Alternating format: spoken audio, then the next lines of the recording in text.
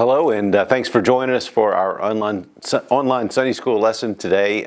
Really appreciate you tuning in or clicking on or dedicating this part of your day to the study of God's Word. Last week, Ray wrapped up our study, our walk through the book of Luke. And today, as we look at this is officially kind of our first Sunday in June, we are starting a new book. We're looking at the book of Job. Kind of flying through the book of Job and also through the book of Ecclesiastes. But before we get there, we'll come back to that in just a sec. Actually, we'll spend most of our time there. Just a quick question. I had somebody explain to me one time what the purpose of a test was.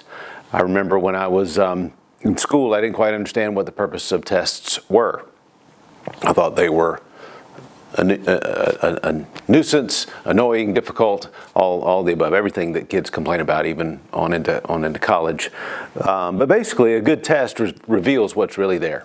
If it is an accurate test, it reveals whether it's knowledge, whether it's competence, whether it is the number of blood cells you have, red blood cells that you have in the certain sample. A good test reveals what is there. And what we're going to look at today is how that testing perhaps revealed some things in the life and the history of Job. And as we do, I want you to think back through this past year, through this pandemic. My guess is the time of testing that we all experienced at different levels and different ways through the COVID-19 pandemic tested us. And the types of testing that you went through, that I went through, may be a little bit different. But my guess is it revealed a lot. Probably revealed a lot about your faith, about your actual love for other people, and how that plays out. About how you respond when things don't necessarily work out the way that you had hoped or planned. Because we all had plans change as a result of the pandemic. So a good test reveals what's there. And also, as we start this book, as we start this study, just to want to peel back the layers just a little bit, Job is part of a group of books in Scripture, even though all of it is God's wisdom and God's word to us, called wisdom literature or the wisdom books.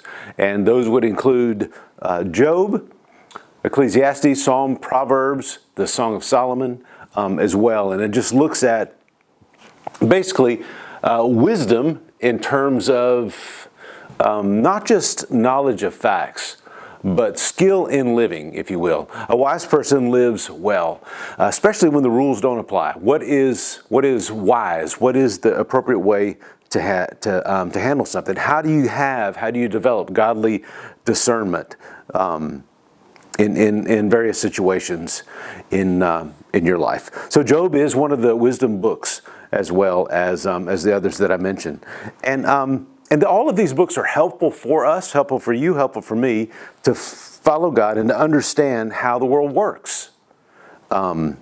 It's funny how God's Word tells us how the world works, yet when the world works like He says it works, it frustrates us because we hadn't necessarily sometimes paid attention. Wisdom also helps us. God's wisdom also helps us understand our place in this world, our responsibility to Him, and our responsibility to others in it, and our responsibility to it. And also, kind of peeling back even further, the wisdom literature helps us see God's sovereignty in all of it.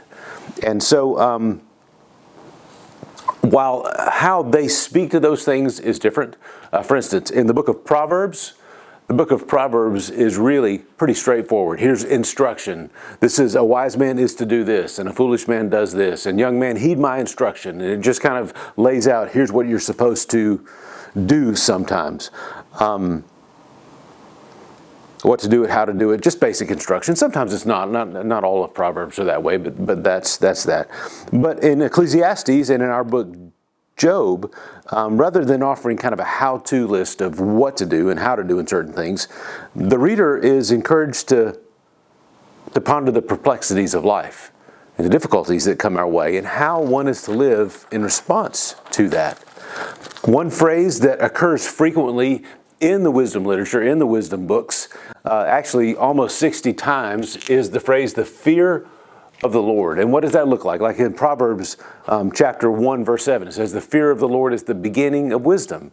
The fear of the Lord provides knowledge and understanding, right? That you just see that over and over in wisdom literature, the fear of the Lord. Also, what you see in this is the understanding of the limits of human wisdom. Okay, and this is kind of important to us today. But if you think back in biblical times, especially as the Greek ethos or thought permeated society, and just this idea of gaining wisdom and worldly wisdom, and how one could ascend to certain heights with that. This speaks to the limits of human wisdom and how we can grasp God's divine wisdom in the midst of all that and live in that. Also in wisdom literature, you see a comparison, or you see examples of the righteous and the wicked.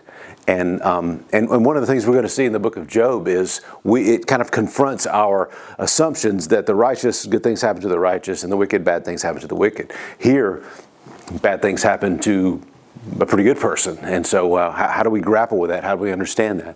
And then so that leads also to the last part, this wrestling with suffering. And how does that work out in the life of a believer? So we are in the book of Job, and that is where we'll find ourselves today. The Sunday school lesson per se does not go into chapter 2, but that is kind of our overall passage. And really what we'll do is we'll go from we'll just do the first chapter today as we go through. Let me pray for us and in our time. Father, it's amazing how throughout all of our life we seek wisdom. We seek it from our parents. We see them as wise, and Mom said and Dad said. And then as we grow older, we question that. We question their wisdom, question their perspective, and we seek wisdom. We seek guidance from other sources, some of which are not helpful, not beneficial for us. Maybe it's a teacher that's a good thing, or maybe it's a friend that perhaps isn't. And then there's the wisdom of society, the wisdom of the crowds. But Father, we long for your wisdom, and we confess that deep down it echoes deep within our souls as being right and true, as your Spirit confirms that to us. So, God, as we look through your word today, would you teach us and guide us and give us a hunger for the wisdom that only you provide. In Jesus' name, amen. Okay, so Job, not Job, but Job. This is perhaps the oldest book in the Bible, and the author, while obviously a Hebrew, obviously versed in Hebrew scriptures, and it's probably seen some amazing things in this world, is anonymous. We don't know who the author is, unknown. But the main character of the book, the eponymous Job, is mentioned right out of the gate. He is from the land of Uz, not Uz, as in used guys, but from the land of Uz, which was southeast, if this is Israel, kind of in this area, a little bit further away from Israel. And it's perhaps one of the oldest books in the Bible, maybe even the first one written as well. By the way, I have here just my copy of the EIV Study Bible, and I would recommend this to you as a great resource, not only in the references that they provide, but the introduction for each book is really very solid, and the introduction to the book of Job is worthwhile, as well as they have a section in there too on wisdom literature and the importance of poetry, by the way, which is something we haven't got into nor have we before, but anyway, it's really quite good. Okay, so Job is cast on the scene first right off in chapter 1, verse 1. Let me grab my glasses, or this is going to be interesting. There was a man in the land of Uz whose name was Job, and that man was blameless and upright, one who feared God and turned away from evil. There were born to him 7 sons and 3 daughters. He possessed 7,000 sheep, 3,000 camels, 500 yoke of oxen, and 500 female donkeys, and very many servants, so that this man was the greatest of all the people of the East. His sons used to go and hold a feast in the house of each one on his day, and they would send and invite their 3 sisters to eat and drink with them. And when the days of the feast had run their course, Job would send and consecrate them, and he would rise early in the morning and offer burnt offerings according to the number of them all. For Job said, "It may be that my children have sinned and cursed God in their hearts." Thus, Job did this continually. So, right out of the gate, we learn a couple things about Job. First of all, Job is a man of integrity. So not only does he walk upright, but a great picture of the word integrity is that his faith is integrated in his life. Not a lot of hypocrisy in Job. What he says he believes, he does. What he says he values, he actually values. And that plays out in his life. It says here that he was a man of integrity. He was also a man of influence.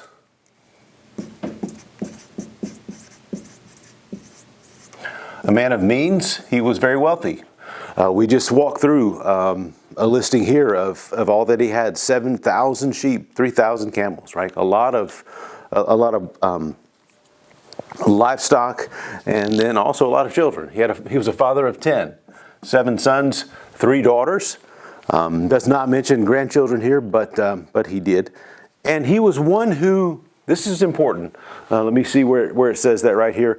Blameless and upright, one who feared God. One who feared God. Why is that important? Well, other than it being important, remember in wisdom literature, the fear of the Lord. Here's a guy that feared God. So this is an important piece. This is like bedrock. And it says here right out of the gate that Job was one of the ones that feared God, and one who turned away from evil.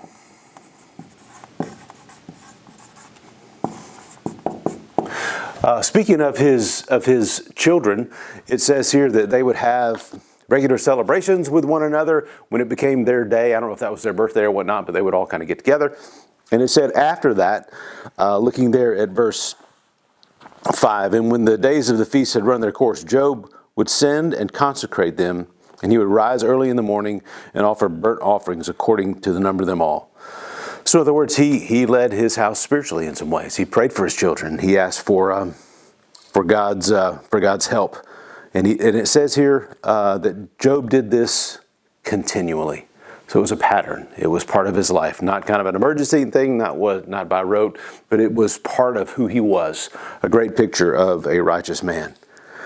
Then, verse 6, now there was a day when the sons of God came to present themselves before the Lord, and Satan also came among them. The Lord said to Satan, "From where have you come?" Satan answered the Lord and said, "From going to and fro on the earth, and from walking up and down it." Okay, so we kind of have a picture here, almost some folks say of 2 stages, not stages in terms of ways to describe development, but 2 like literal stages, to places of action. There's kind of the upper stage, there's the heaven, there's what's happening in heaven, and then there's what's happening on earth. So we start off with a picture of what's happening on earth. There's just kind of, they set the scene, they kind of describe who Job is and talks about his kids. But also now we're looking at what's going on in heaven while all this is taking place. Just a great reminder that there exists beyond our comprehension and understanding another world. Probably the most important thing going on right now is probably not what's happening right here, but what's happening in the heavens as well. And so here we are, we get this sense now, which is really kind of awkward, just to be honest with you, that the folks are kind of going, not the folks, but the heavenly beings to and fro up there in the heavens, and Satan was among them. And so he comes up and he says, he's been going to and fro on the earth, walking up and down it. And then God said to Satan, verse 8, "Have you considered my servant Job? There is none like him on the earth, a blameless and upright man who fears God and turns away from evil." There are those 2 things again. Now, is he blameless and upright? Is Paul wrong in saying that there is no one righteous before God? No. But this is just a great descriptor that God, nor is God telling a fib here. He's not exaggerating. He's just laying out the facts in terms of how we would define uprightness and integrity. He says that Job would be at the top of that list. He fears God and turns away from evil. Then Satan answered the Lord and says, "Does Job fear God for no reason?" Key question. Have you not put a hedge around him and his house and all that he has on every side? You have blessed the work of his hands, and his possessions have increased in the land. But stretch out your hand and touch all that he has, and he will curse you to your face. And then the Lord said to Satan, behold, all that he has is in your hand. Only against him do not stretch out your hand. So Satan went out from the presence of the Lord. So Satan asked for permission to test Job. And guess what happens? God allows this. God allows him to do that. And so this test is a twofold test. First of all, would Job maintain his integrity throughout the testing? Will at some point he curse God? And the next is, would he accept only good things from God and not adversity from God? In other words, Satan is saying to God, you know what, Job married you for your money. He doesn't really love you. He just likes what you give him. You take away what you give him, and he will abandon you. He will no longer be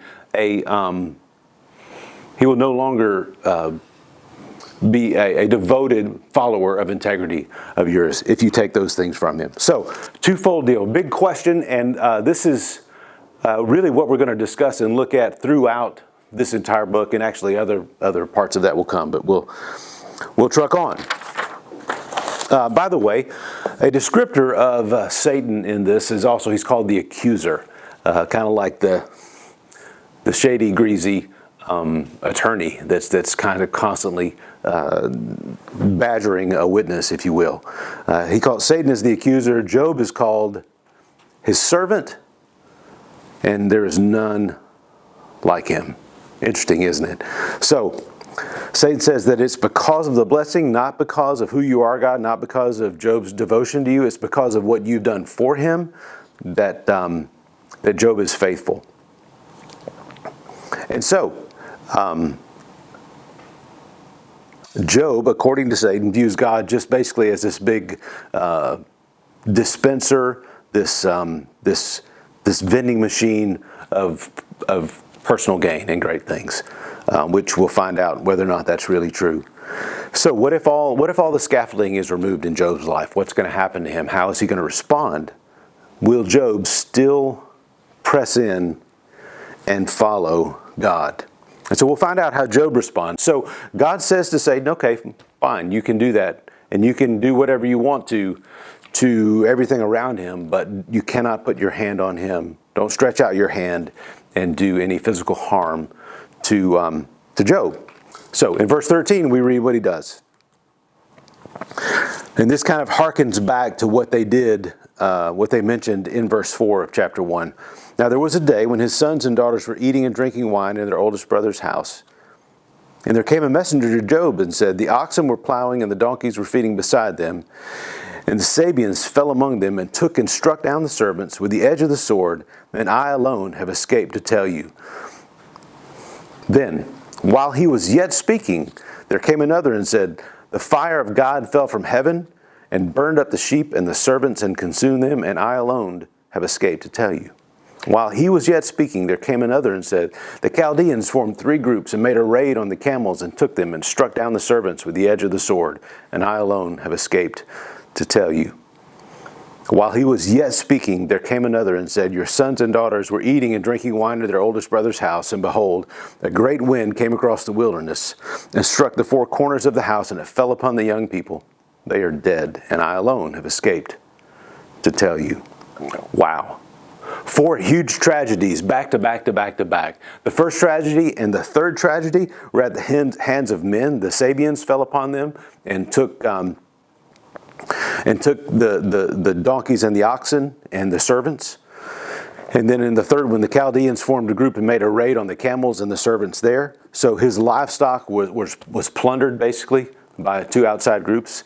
And then there were natural disasters. There was a fire that came down from heaven, and then also there was the wind that blew against the house and tore it down. And as we think about this, it's important to remember that in Job's day, if you were to look at kind of conventional wisdom, speaking of wisdom, of conventional wisdom, what would that look like? What happens when when bad things happen.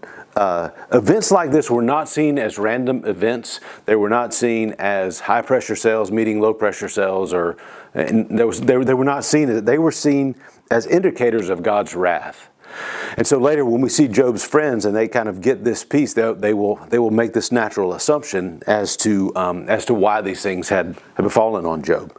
But anyway, so these things happen. An incredible amount of hardship, right? One of the four would have been devastating to a man in his position. And so we read in verse 20 what Job does, his response. I said he shaved his head. Actually, Job arose, tore his robe, just this sign of mourning, ripped his clothes. This whatever. Maybe it was a nice robe. Maybe he's like, this just matters not at all to me. He rips it. He shaves his head, which was a sign of grief, sign of public humiliation, self-humiliation, and a sign of mourning. And he fell to the ground. And then it says a little twist. It doesn't say he began to weep, which he undoubtedly did. It didn't say he began to lose it. It said he worshipped. And he worshipped. How did he do that? How did he respond in such a way? And it says that he basically says to them, "Naked I came from my mother's womb, and naked shall I return. The Lord gave, and the Lord has taken away. Blessed be the name of the Lord." And then it says this, "In all this, Job did not sin or charge God with wrong." So would Job maintain his integrity throughout the testing? It says here, in all this, Job did not sin nor charge God with any wrong. And as we continue through the book of Job, we will see how this plays out and how this continues on. So what we're getting right here at the beginning is this initial shock of this first series of horrible events in his life and how he responds initially to that. And then we'll see him deal with it throughout the rest of the book. So that's your introduction and the first chapter of the book of Job. I would encourage you to read some of the notes in a study Bible. The ESV, as I mentioned, has fantastic notes on that. Then read ahead as we prepare for next week. Thanks again for being a part, and we look to see you next time. Bye.